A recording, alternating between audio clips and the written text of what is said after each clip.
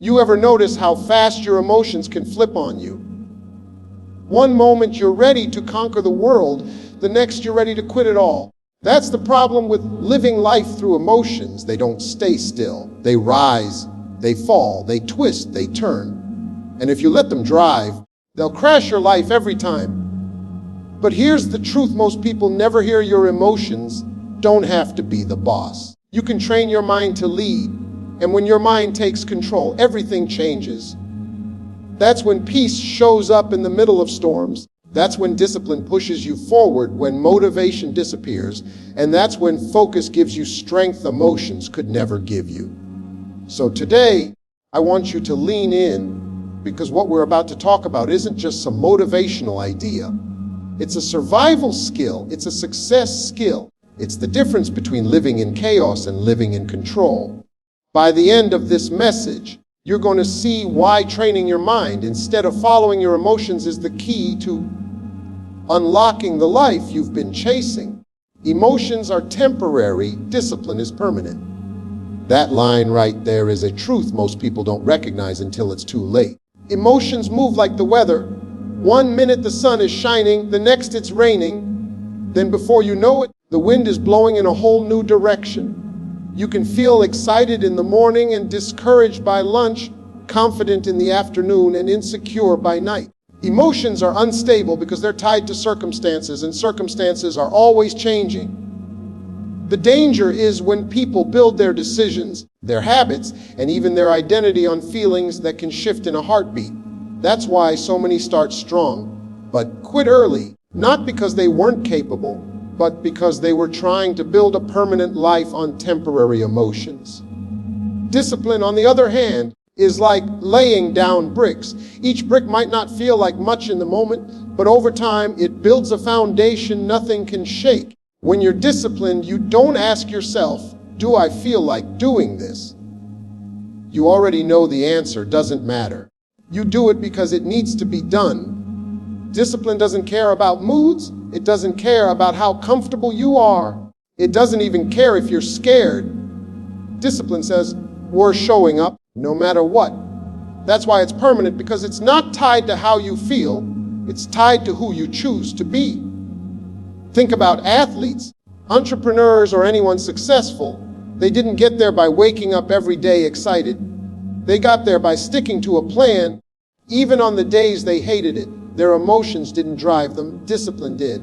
And the irony is, once you live with discipline long enough, the emotions you wanted at the start, pride, confidence, joy, those come back around as rewards. But they come after the work, not before. The problem for most people is they expect to feel motivated before they act. They think inspiration has to show up first.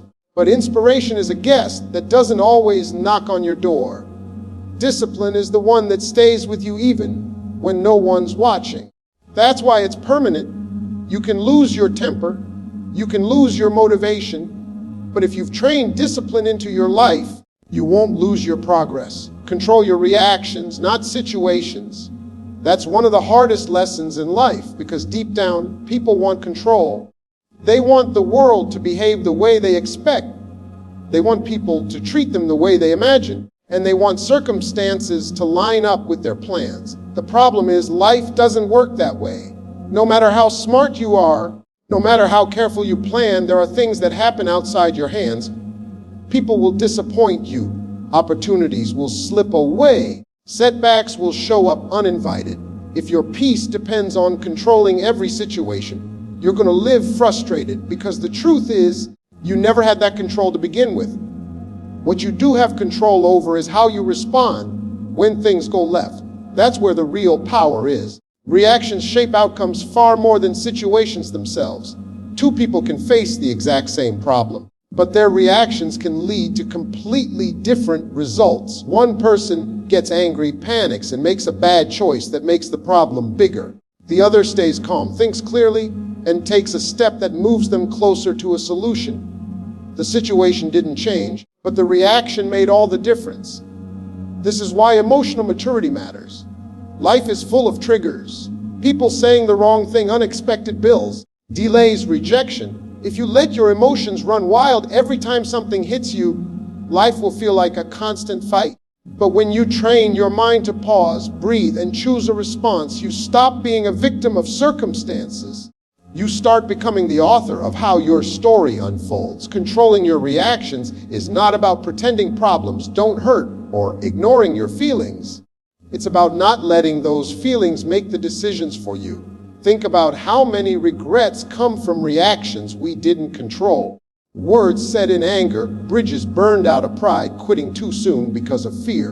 In that moment, the situation wasn't the real enemy, it was the reaction. On the other hand, some of the greatest turnarounds happen when someone decides to respond with patience, with faith, with focus instead of frustration. The key is remembering that you don't always get to choose what happens, but you always get to choose who you will be in the middle of it. Think before you feel is a principle that separates wisdom from impulse, progress from regret. Most people are trained to follow their feelings, but feelings don't always tell the truth. They tell you what's happening in the moment, not what's best for your future. When you make decisions purely from emotion, you're reacting to a temporary state, and temporary states often create permanent consequences. Anger, fear, jealousy, excitement, these can cloud judgment and push you into choices you later wish you could take back. That's why slowing down and letting your mind process before your emotions take the wheel is so powerful. Imagine being in an argument where your emotions tell you to clap back, to hurt the other person with words that sting. It might feel good in the moment, but when the dust settles, you've damaged trust, respect, and maybe even the relationship. Now the emotion has passed, but the damage remains. Or picture someone tempted to quit a job, a dream, or a relationship because frustration hit them in a single moment. If they had paused to think, they might have realized the problem wasn't permanent. It was just a storm passing through. The mind sees the bigger picture while emotions magnify the present. Thinking before feeling doesn't mean ignoring your emotions. It means respecting them without being ruled by them. Emotions are signals. They tell you something is wrong or right, or that something matters. But signals aren't directions. You still need your mind to analyze whether that signal is leading you toward growth or destruction. A trained mind pauses long enough to ask questions like, if I do this, what happens next? If I say this, will I regret it? Is this feeling real, or is it just a reaction to stress? Those questions create space between impulse and action. And in that space, wisdom is born. Every successful person learns how to delay emotional decisions. They understand that reacting quickly may satisfy the moment, but patience secures the future. It's like playing chess instead of checkers. Checkers is about reacting fast, but chess is about thinking ahead. When you train yourself to think before you feel, you stop giving away your power to moods and circumstances. You build a habit of making choices rooted in clarity, and clarity always outlasts emotion. Consistency beats mood swings because success is not built on how you feel, it's built on what you do repeatedly. Too many people only give effort when they're in the mood, when they feel motivated, or when things seem exciting. The problem is moods are unpredictable. They shift with the weather, with stress, with the smallest change in circumstance. If you depend on moods to guide your actions, your progress will always be inconsistent, and inconsistency never produces greatness. What really moves the needle is showing up again and again, regardless of whether the emotion matches the task. Think about it like building muscle. You don't get stronger by going to the gym only on the days you feel pumped up. You get stronger by showing up consistently, even on the days when you're tired, distracted, unmotivated. Those off days are the ones that separate the disciplined from the emotional. Mood-driven effort produces short bursts of energy followed by long periods of nothing, while consistency creates steady, compounding growth. Success doesn't care if you're having a good day or a bad one. It only rewards the work you actually put in. This principle applies in every area of life. Relationships thrive not on occasional grand gestures done when you feel loving, but on consistent acts of kindness, respect, and communication. Careers grow not from bursts of excitement about a project, but from steady dedication to excellence even when tasks are boring. Dreams come true not because you felt inspired one weekend, but because you showed up over and over long enough for the results to show. Consistency proves your commitment, while mood swings reveal your instability. The truth is, mood swings will always try to pull you off course. Some days you'll feel lazy. Some days you'll feel discouraged. Some days you'll feel like what you're doing doesn't matter. But the people who win are the ones who don't negotiate with their moods. They made a decision, they built a plan, and they stick to it. That's the real advantage of consistency. It creates habits, and habits eventually run on autopilot. When your life is guided by consistent action instead of emotional fluctuation, you move forward steadily. And that steady pace always outruns the unpredictable stops and starts caused by mood swings. Strength comes from focus because scattered energy cannot build anything lasting. When your attention is divided, your effort is divided, and divided effort rarely produces meaningful results. Emotions, by their nature, tend to scatter focus. Anger pulls your attention to the past. Worry pulls it into the future. Excitement pushes you toward quick decisions, and discouragement convinces you nothing is worth trying. Every emotion, left unchecked, becomes a distraction. That's why a trained mind that knows how to focus will always outperform emotions that drag you in different directions. Real strength is not about how much energy you have in bursts, but about how well you can direct that energy toward one clear purpose over time. Think about a magnifying glass. Sunlight on its own feels warm, but when that light is focused through the glass, it becomes powerful enough to start a fire. Your mind works the same way. Scattered thoughts and emotions feel busy, but they rarely accomplish much. A focused mind takes the same amount of energy and applies it so precisely that it creates impact. Strength isn't in the feeling of being motivated for a moment. It's in the ability to direct yourself with clarity no matter what distractions or emotions arise. This principle explains why so many people start projects and never finish them. Their emotions get them excited at the beginning, but then fear or boredom or impatience pulls their focus away. Without focus, they lose the strength to push through the middle, and the project fades away. On the other hand, someone with focus understands that emotions will come and go, but the goal remains the same. They keep their eyes fixed forward and their actions aligned with the vision, and that alignment creates strength that lasts longer than any emotional high. The people who achieve extraordinary things are not necessarily the ones with the most talent or resources, but the ones who learned how to concentrate their effort. Focus creates momentum, and momentum creates strength. Even small, consistent steps in the same direction build power over time, while scattered steps in every direction keep you stuck in place.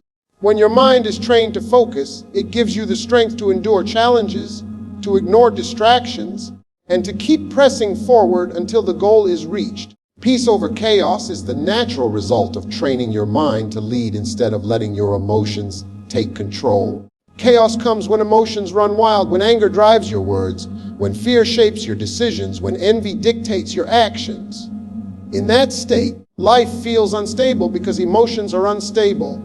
They rise and fall with circumstances, with other people's opinions, with the smallest changes in your environment. If your life is built on that, you'll constantly feel tossed around, never knowing whether today will bring calm or confusion. Peace, however, is created when the mind takes charge.